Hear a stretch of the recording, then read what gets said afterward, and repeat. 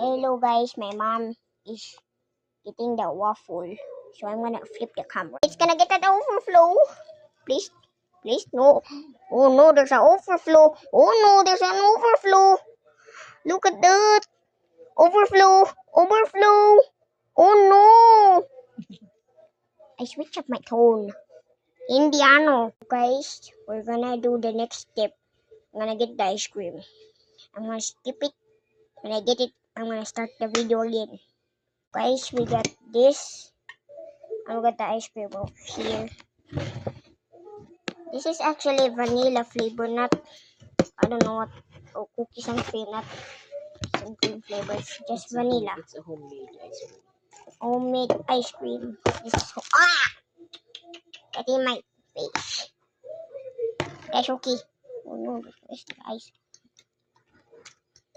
So, which is we're gonna do is put ice cream on that, and then we gonna serve it.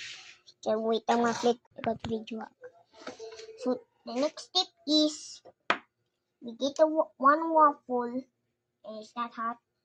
We get a homemade ice cream. Oh, that's okay. And then Just put it there. Just put it there. Just like that. And then Yeah. that. Then that's a perfect one. Get another scoop. And like that. Almost done. And then we got with the syrup. You have to put it in the center. This is the syrup. We put it on like so. So we're gonna taste it. So we're gonna, my mom is gonna taste it. Come on. Okay, you taste it. Taste it first. Taste it first.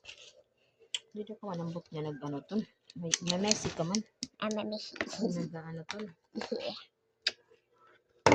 Ang kadala nito kayo niyo siya. We got waffle. Waffle, waffle, waffle, waffle, waffle, waffle. I'm gonna skip to the next step. This is the result. What do you want? You're not allowed. I might do a taste.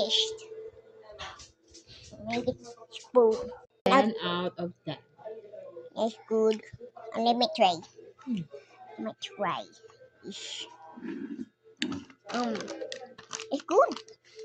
10 out of 10.